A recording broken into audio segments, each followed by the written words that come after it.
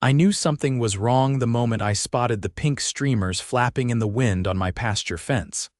Now, I don't mean to sound dramatic, but when a woman like Cheryl Whitmore, president of the Ridgemont Hollow HOA, starts decorating property she doesn't own, something's about to go sideways. Real sideways. I'm Franklin Corley. I live on the edge of the neighborhood where my 5-acre lot butts up against the open fields. It's the only parcel in Ridgemont Hollow zoned for livestock, and I use it. I raise 3 bulls, real, horned, 1,000-pound bulls, not the cartoon kind. And the only thing keeping them from wandering into suburbia is a tall, reinforced steel fence I installed the day I moved in. Cheryl's always hated it. Claimed it ruined the aesthetic harmony of the community. Which is HOA speak for it doesn't look like her Pinterest board. She's tried to find me, cite me, even had the HOA attorney send a cease and desist letter which my lawyer, bless her soul, laughed at over coffee. But this was new. I walked out in my boots, still muddy from the morning feeding, and came face to face with a nightmare. Cheryl had dismantled the eastern section of my fence. Not just the decorations, the fence. A full 20 feet of it gone. In its place, a pergola with balloons and folding chairs. A handmade sign read, Ridgemont Hollow Spring Social hosted by Cheryl. I stopped dead in my tracks. My bulls were supposed to be on the other side of the pasture, but bulls are curious animals, curious and territorial. Cheryl, I shouted. What the hell did you do to my fence? She turned in her pastel sun hat like she was on a yacht, not my property. Oh, Franklin, don't be so dramatic. I had it temporarily removed for the event. It was such an eyesore, and this space is perfect for the party. You can put it back up tomorrow. You had it removed. That fence contains 3 bulls. You understand that, right? She rolled her eyes. You always exaggerate. I've lived here 15 years and never seen a bull. Because they've been contained, Cheryl. Just then, like a cue from the universe, I heard it. The low, guttural snort of Big Joe, my largest bull. I turned, and sure enough, all 3 of them were trotting toward the breach in the fence, drawn by the noise, the colors, and the smell of finger foods. Oh my God, Cheryl whispered, suddenly pale. Yeah, I said. You might want to cancel those party games. Big Joe didn't charge, not yet anyway. But he picked up his pace, and the other 2 followed close behind, their broad heads swinging low as they crossed the open stretch of grass, now devoid of any barrier. The guests, mostly HOA loyalists in pastel polos and sun hats, stood around with paper plates, drinks in hand, frozen in place like lawn ornaments. One of them dropped a plastic cup, and the sharp pop it made on the patio stones was enough to set Big Joe into a full gallop. Cheryl let out a strangled noise, something between a gasp and a scream, and backed straight into a folding table stacked with deviled eggs and lemonade. The table tipped, and she stumbled sideways, catching herself on a balloon arch that deflated with a long, slow hiss. Everyone inside. Now, I shouted as I jogged past her. Move, slowly. Don't run unless you want to get flattened. People scattered in every direction, grabbing purses, phones, and in one case, an entire tray of cookies. A man in khakis nearly tripped over a garden hose as he sprinted toward the Whitmore house. The bulls thundered across the lawn, knocking over chairs and trampling decorations as they zeroed in on the scent of food and motion. I whistled sharply, cutting through the chaos, and Big Joe hesitated just enough for me to step in front of him. I raised my arms, palms out, and squared my shoulders. Joe, I said firmly. Back. He exhaled hard, nostrils flaring, then stopped. The other 2 slowed too, milling behind him, their hooves tearing shallow divots in the turf. I took a slow step forward, then another, guiding them with the same voice I used every morning. They followed, reluctantly but obedient. I led them in a wide arc, back toward the paddock, hurting them with nothing more than my presence and the familiarity of my stance.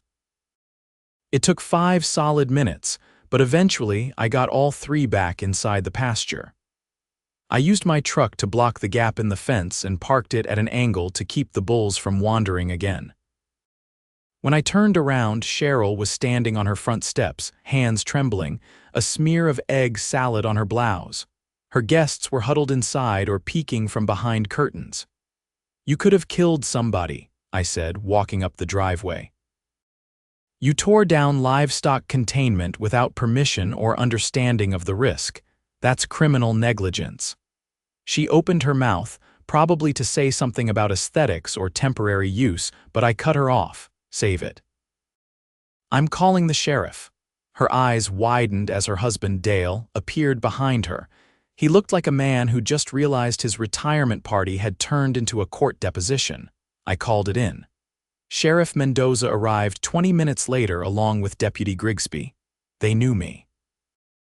I'd filed permits for every structure on my property, passed every inspection, and never once had a violation.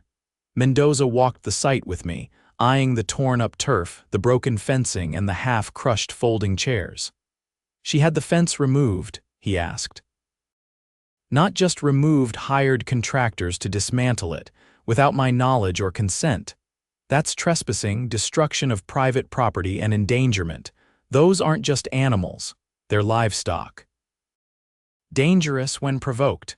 Grigsby took photos while Mendoza talked to the contractors, who were still sitting in their truck looking pale. They hadn't even unloaded their tools. "They said she told them it was her property," Mendoza said. "Gave them a signed work order." "I've got the property lines recorded with the county," I said. "And I've got dated photos from last week showing the fence intact, same fence that's been there since I moved in." "What about the bulls?" "Registered, tagged, fully permitted." "I can give you the paperwork," he nodded. "You're going to want to file a formal statement. This one's going to go up the chain." Cheryl tried to insert herself into the conversation then, all flustered apologies and excuses. "I didn't know," she said quickly. "I thought that portion was communal land." "It's always been such an eyesore, and I had no idea there were actual bulls." "Ma'am," Mendoza interrupted. "We've got 3 witnesses who say they heard you instruct the workers to remove the fence because you didn't like how it looked. That's not a misunderstanding." "That's intent." Dale stepped forward, trying to smooth things over. "Isn't there some kind of warning system, maybe a fine? We're all neighbors here." "Not when someone's nearly trampled to death," I said. "She endangered lives because she wanted a prettier view for her party." "That's not neighborly. That's reckless." Mendoza had the contractors pulled aside to get their statements. Meanwhile, Grigsby reviewed my security footage, which I pulled from the mounted cameras facing the pasture. It showed Cheryl walking the workers through the removal process, pointing and nodding as they began dismantling the fence section by section. Not a hint of hesitation. "Looks like you've got enough here to press charges," Mendoza said. "I intend to." By evening, Cheryl had been served with a police summons. Word traveled fast. By the next morning, the neighborhood group chat had exploded. Screenshots found their way to me, courtesy of a few sympathetic neighbors who'd quietly disagreed with Cheryl's rule happy reign for years. Turns out, this wasn't her first overstep, just the biggest. One neighbor, a retired city planner named Irene, discovered that Cheryl had been misrepresenting lot boundaries for months, using a manipulated copy of the original HOA layout to claim more control over surrounding properties. She'd even tried to designate a community garden on land that legally belonged to a couple down the block, who'd filed a quiet title action last year and won. Another neighbor, Mike from the cul-de-sac, revealed he'd been fined 3 times for unauthorized shutters that matched the exact design approved in the HOA handbook. He'd filed an appeal, but Cheryl had lost the paperwork. It was all unraveling. The HOA board, clearly rattled, called for an emergency meeting. For the first time in years, residents packed the clubhouse. The usual empty chairs were filled with people holding printed documents, highlighted sections of bylaws, and a growing sense of shared fury.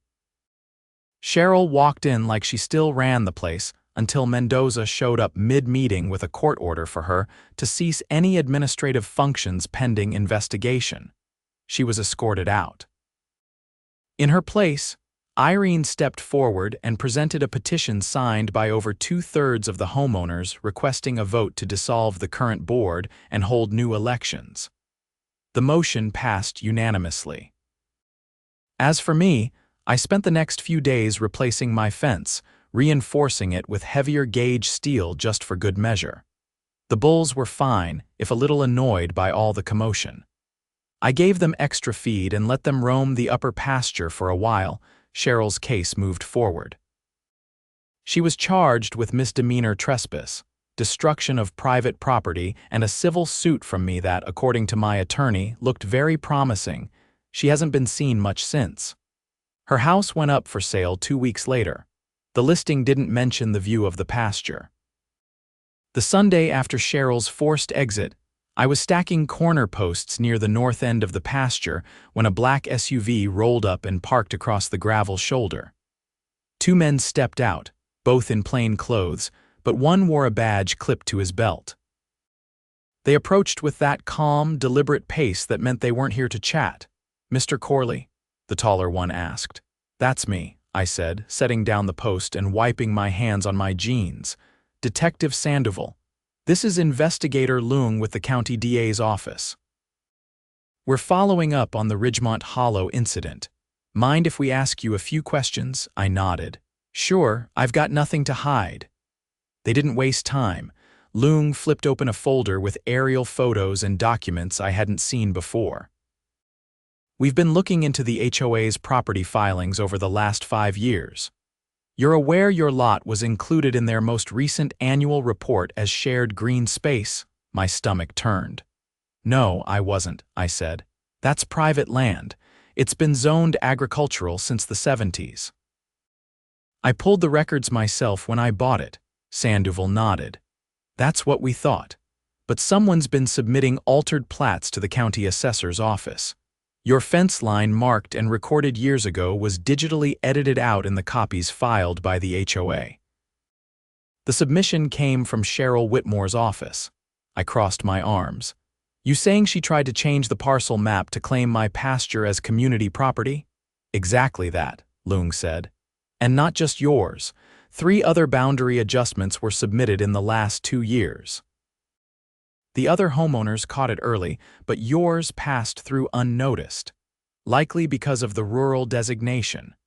That explained how she felt bold enough to dismantle the fence. She didn't just think she was entitled to the land, she tried to rewrite the law to make it true. "Is this part of a bigger case?" I asked. Sandoval glanced down the field. "We're building a criminal fraud case. Forging land records is a felony. If we can tie it to any financial gain, say, HOA dues charged for use of that land, it opens the door for wire fraud and racketeering." That was a word I didn't expect to hear. Racketeering. "You'll need to testify," Leung added. "Not just about the fence or the bulls. Everything, the meetings, the fines, the letters, we need a pattern of abuse." "You've got it," I said. "She's been manipulating the rules for years." After they left, I called Irene and filled her in. She told me she'd already been contacted. So had Mike from the cul-de-sac and the couple who'd won their quiet title suit. We were all connecting now, the once isolated victims of her overreach, forming a picture that was getting uglier by the day. That week, the temporary board held a town hall to update the neighborhood. It was standing room only. Irene stood at the front with a copy of the HOA's financial records, which she'd obtained through a transparency clause buried in the bylaws. What she found had everyone leaning forward in their chairs. "Over the past 3 years," she said, "the HOA has spent over $60,000 on landscape beautification projects on land that doesn't belong to the association, including Franklin's pasture." She held up a receipt for a deposit made to a design firm, same one that supplied the pergola Cheryl installed during her party. Then she pulled up a slide showing wire transfers to a consulting entity registered under the name CW Property Solutions, LLC. "CW as in Cheryl Whitmore," someone muttered. "Exactly," Irene said. She was funneling HOA funds into her own shell company, billing for consulting fees related to land development. A murmur spread across the room, followed by stunned silence. She was prepping for a buyout, Irene added. There's an email chain showing she was courting a developer. Promised them she could deliver 3 lots worth of common land for a boutique housing extension. That land was Franklin's and 2 other private parcels. The room erupted. People stood, shouting questions, demanding to know how no one had caught it, but Irene didn't flinch. She used her authority to suppress complaints, she said. Fines, delay tactics, selective enforcement. And she doctored the maps to get around the county's zoning restrictions. What's going to happen to her? Someone asked. She's being investigated, Irene said. The DA's office is involved. That's why we've hired an outside forensic accountant. We're cooperating fully. The meeting ended with a vote to suspend all current HOA fees pending legal review. For the first time in years, people walked out of the clubhouse not just angry but united. Later that night, I got a knock on the door. It was Dale, Cheryl's husband. He looked worn down, shirt wrinkled, eyes sunken like he hadn't slept in days. I need to talk to you, he said. It's about Cheryl. I stepped outside and closed the door behind me. I didn't know, he started. About the maps, the money, none of it. She kept everything locked behind her office password. I thought she was just fastidious. I didn't say anything. He wasn't looking for reassurance. She got desperate, he said. She thought if she could deliver that land to the developer, they'd cut her in on the profits.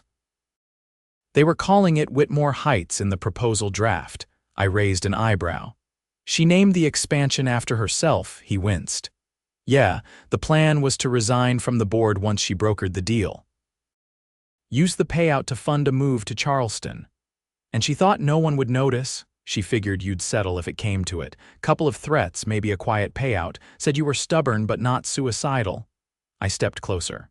She removed a livestock fence. That could have killed someone. I know, he said. She's not sleeping. She's convinced she's going to prison. She might. He hesitated. I'm cooperating with the investigation. I already gave the investigators her laptop and all the HOA financials I could access. If there's anything else you need, testimony, documents, I'll help. I nodded. You should talk to the DA's office directly. They'll know what to do with it. He left quietly. I watched his SUV disappear down the street, then went inside and sat at the kitchen table, mentally sorting through everything I'd just learned. The next 2 weeks were a blur. Cheryl was officially charged with 2 counts of wire fraud, 1 count of forgery, and 1 count of criminal misrepresentation of public documents. The county filed a motion to freeze her assets, including the proceeds from CW Property Solutions. Her house sale was halted pending the outcome of the investigation. The developer she'd been courting issued a statement denying any formal agreement, but the emails told a different story. Cheryl had promised access to land she had no legal claim to and had already accepted an under-the-table deposit. Meanwhile, the HOA received court approval to restructure under a temporary administrator appointed by the county. Irene was named acting president, her first order of business. Publicly releasing all financial records and initiating a full audit. The new board held its first official election a month later. I didn't run for anything, but they gave me a front-row seat. People had started calling me the bull guy in a tone that carried more respect than mockery now. At the end of the meeting, Irene came over and handed me a folder. "What's this?" I asked. "Your formal exemption," she said. "Unanimous vote, the fencing stays, the bulls stay. And nobody touches your land again without a court order." For the first time in months, I felt the weight slide off my shoulders. "Appreciate it," I said. "You earned it," she replied. "You didn't just stand your ground. You held the line for the rest of us too." As I walked back to my truck, I looked out over the pasture. Big Joe was grazing near the far end, calm and content. The new fence gleamed in the afternoon sun, solid and unbroken, and for the first time in a long while, Ridgemont Hollow felt like home. The first morning under the new HOA board, I found a letter taped to my gate, not a fine, not a citation. Just a handwritten note from a neighbor named Illy who lived 3 houses down. It said, "If you ever need help with the pasture or repairs, I've got tools and time. You kept us from getting steamrolled." I folded it and slid it into my glove box, not out of sentiment but because it meant something had shifted. People were watching out for each other again. The pasture was holding up fine.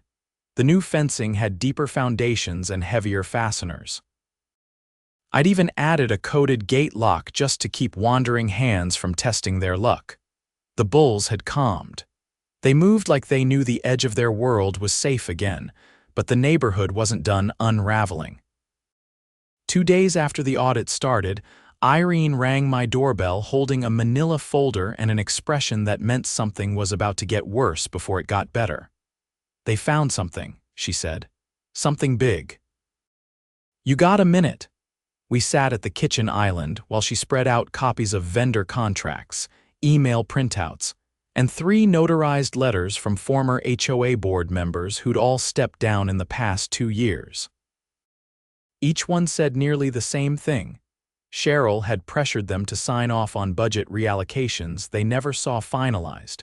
One even described being locked out of the HOA email system after questioning an invoice. Irene tapped a particular document. This one's from last summer.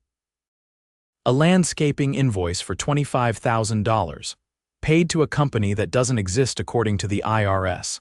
"Fake vendor?" I asked. "Worse. The business address traces back to a P.O. box in another county. The account it was paid into belongs to Cheryl's niece." I leaned back. "So she was embezzling through family fronts." "Exactly, and that's just the money trail. There's more." She flipped to a screenshot of a chat log, time-stamped from a board group account. The language was careful but unmistakable. It detailed a plan to suppress a vote, to install surveillance cameras at community entrances. Cheryl had argued it was a privacy violation, but the logs revealed another motive. She didn't want anyone recording construction vehicles coming in and out while she was staging the land for that developer. Irene slid over one last photo, a drone shot taken by a neighbor's teenage son. It showed a gravel path carved behind the eastern tree line, leading from a side road directly to the edge of my pasture, hidden from the main street. That path wasn't on any official HOA maps. It had no permits, but it was wide enough for delivery trucks. "She was prepping the site for equipment," I said, "before she even got approval." Irene nodded. "Without the board knowing, without the city knowing, and definitely without you." I stood. "You called the DA, they're already investigating, but they want more than financials now. They're opening a criminal conspiracy case." I didn't ask how they got there so fast. I knew the answer. The moment you tie tampering with legal documents to stolen funds and unlicensed land use, it stops being a zoning issue and becomes something prosecutors can sink their teeth into. Especially when public safety was involved. By the following week, subpoenas were issued. Cheryl's niece was brought in for questioning, and her emails revealed another layer: kickbacks. She hadn't just been funneling money. She'd offered small payouts to neighbors on the board to stay quiet. 2 had accepted. One had used it to pay off a car loan, the other to cover a lien from a failed business. Irene called an emergency meeting. This one was held at the local community center instead of the clubhouse, partly because of the crowd, partly because the new board didn't want to use anything Cheryl had touched. I stood in the back while Irene spoke from the podium. "We have evidence," she said, "that former board members accepted illegal compensation in exchange for silence. We also have proof of document forgery, unlicensed land use, and coordinated financial theft." Gasps filled the room. Not just from disbelief, some were from recognition. Cheryl had built a web, and people were realizing just how deep they were in. The county attorney took the mic next. Tall woman, calm voice, all business. "We've filed charges," she said. 3 counts of felony fraud, 2 of conspiracy to commit forgery, and 1 of reckless endangerment tied to the livestock incident. Miss Whitmore is currently in custody. That part hit the room like a cannon. Dale wasn't present. Word was he'd moved out a week earlier, renting a short-term place out of town. Probably to put distance between himself and the fallout, the attorney continued. We are also pursuing civil penalties against the former board members who accepted payments. If you were involved and wish to cooperate, now is your window. 3 people stood up and walked to the front, all of them former board members. No one jeered or shouted. The silence in the room carried its own weight. After the meeting, as people filed out, a man I hadn't met before approached me. He was in his late 40s, broad-shouldered, with a name tag that read Victor Lot 12. "I owe you an apology," he said. "I used to think you were just being stubborn, about the fence, the bulls, all of it. Turns out you were the only one paying attention." I didn't shake his hand, but I nodded. That was enough. The next month was cleanup, legal, physical, and emotional. The county sent in inspectors to review every HOA-controlled structure. Turns out, 2 of the retaining walls had been built without proper drainage, and a new garden shed near the tennis courts lacked a foundation altogether. Irene coordinated volunteers to rebuild what they could and apply for grants for the rest. As for the pasture, I made a decision I hadn't considered before. I offered to host a community tour, not a party, not a social, but an open walk through where families could see the bulls, learn how they were handled, and understand why that fence mattered so much. I didn't decorate. I didn't cater. I just opened the gate and stood nearby as kids gawked and parents asked questions. One boy asked if Big Joe had a favorite food. I told him he liked molasses cubes, and the kid's eyes lit up like I'd handed him treasure. By the end of the day, more than 40 people had walked through. Some left notes, others just nodded on the way out. But the message was clear. Trust had started growing again.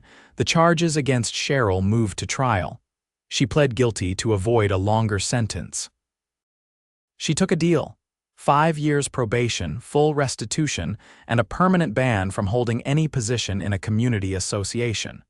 She sold her house under court supervision. The proceeds went directly to the HOA's restitution fund. The board changed too. Elections were now open, ballots anonymous, and every financial record posted publicly every quarter. Irene stayed on as president for 1 more term, then stepped aside to let a rotating council take her place. No more lifetime authority, no more hidden meetings. As for me, I kept to my routine. Morning feedings, fence checks, slow evenings on the porch. But neighbors waved more often now. Some stopped to chat. A few even brought over homemade bread or offered to help haul feed during the rainy weeks. The fence never had to be defended again. Not with bolts, not with lawyers. It stood because now everyone knew why it had to.